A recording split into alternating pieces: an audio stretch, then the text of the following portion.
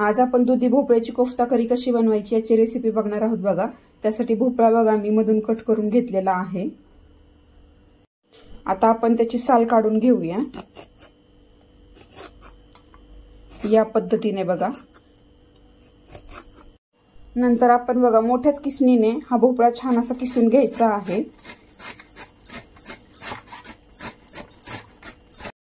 बघा इथे भोपळा मी छान असा किसून घेतलेला आहे। थोडासा मोठीच किसणीने किसून घ्यायचा आहे कारण भोपळ्यामध्ये पाण्याचं प्रमाण पण थोडंसं जास्त राहतं। त्या बारीक जर भोपळा आपण किसला गेला तर तो पटकन जास्त पाणी सोडतो।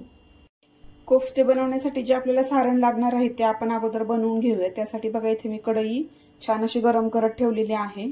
नंतर आपण यामध्ये 1 चमचा तेल घालून घेऊया। तेल गरम झाल्यानंतर बघा यामध्ये घालूया अर्धा चमचा मोहरी। मोहरी बघा छान अशी तडतडलेली आहे। आता आपण यामध्ये घालूया अर्धा चमचा जिरे। नंतर यामध्ये आपण किसलेला जो दुधी भोपळा होता तो घालून घेऊया। दुधी बघा आपण हलकासा परतून घेणार आहोत। आपण यामध्ये घालूया अर्धा चमचा हळद, चमचा तिखट, चमचा मीठ। बघा यामध्ये घालूया अर्धा चमचा धनेपूड, अर्धा चमचा जिरेपूड आणि आपण छान असं हे परतून घेऊया। बघा हे मिश्रण आपण छान असं हलकसं 5 मिनिट परतून घेणार आहोत।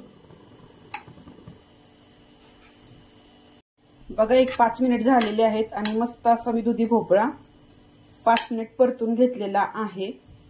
बघा मस्त असं सॉफ्ट झालेला आहे तो। आता आपण हे मिश्रण छान असं थंड करून घेऊया। परतलेलं मिश्रण बघा मी एका ताटामध्ये काढून घेतलेलं आहे। आता आपण हे छान असं थंड होण्यासाठी ठेवून देऊया। तोपर्यंत आपण करीसाठी जे साहित्य लागणार आहे त्याची तयारी करून घेऊया।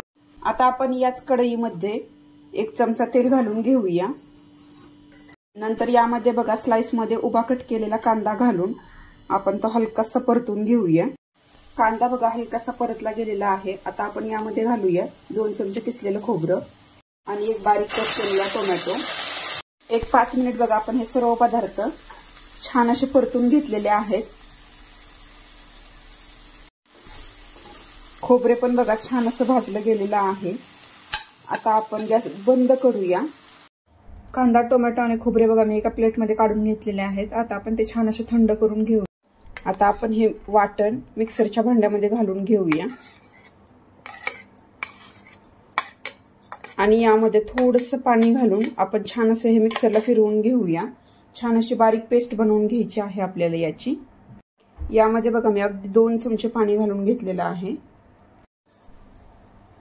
बघा ही पेस्ट मी छान अशी मिक्सरला बनवून घेतलेली आहे।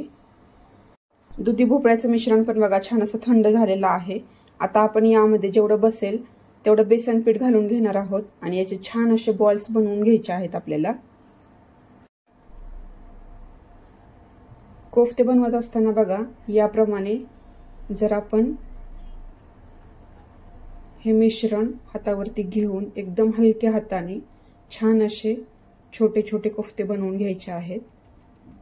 बघा मस्त असे कोफ्ते बनवून तयार आहेत। येथे बघा मी कढई छान अशी गरम करण्यासाठी ठेवून दिलेली आहे। आता आपण यामध्ये 2 चमचे तेल घालून घेऊया। यामध्ये आपल्याला कोफ्ते छान असे फ्राय करून घ्यायचे आहेत। यामध्ये आपण अगदी चिमूटभर मीठ घालून घेऊया म्हणजे कोफ्ते जास्त तेल शोषून घेणार नाहीत।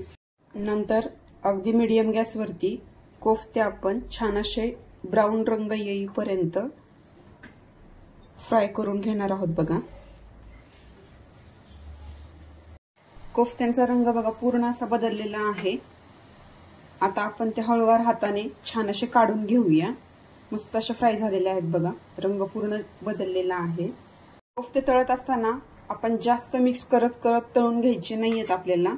एकदम हलक्या हाताने दुसऱ्या बाजूने पलटी करत दोन्ही बाजूंनी छान असे तळून घ्यायचे आहे। ग्रेव्ही बनवण्यासाठी बघा मी इथे कढई छान अशी गरम करण्यासाठी ठेवून दिलेली आहे। कढई बघा छान अशी गरम झालेली आहे। आता आपण यामध्ये घालूया 2 चमचे तेल। नंतर आपण यामध्ये घालूया अर्धा चमचा मोहरी।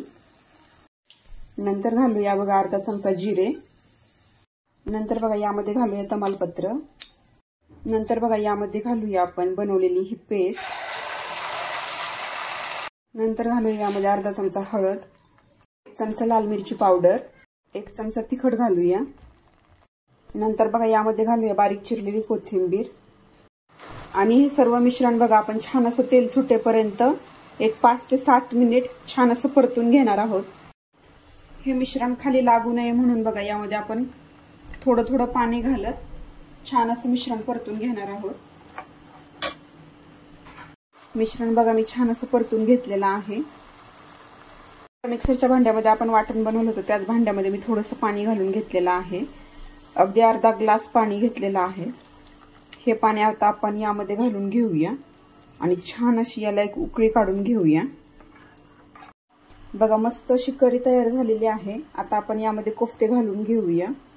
कोफ्ते आपल्याला जास्तच अगोदर घालून घ्यायचे नाहीयेत. जर आपण लगेच सर्व करणार असाल डिश तरच तुम्ही कोफ्ते घाला, नाहीतर कोफ्ते त्यामध्ये पूर्ण मिक्स होऊन जातील. वरतून बघा छान अशी कोथिंबीर घालून आपण हे डिश सर्व करूयात. बघा मस्त अशी दुधीची कोफ्ता करीची रेसिपी तयार आहे. तुम्ही पण एकदा नक्की बनवा आणि कमेंट करून नक्की सांगा कशी बनली आहे ती. अशाच नवनवीन रेसिपीसाठी कोमल्स किचनला सबस्क्राईब नक्की करा आणि चॅनलला लाईक करायला विसरू नका.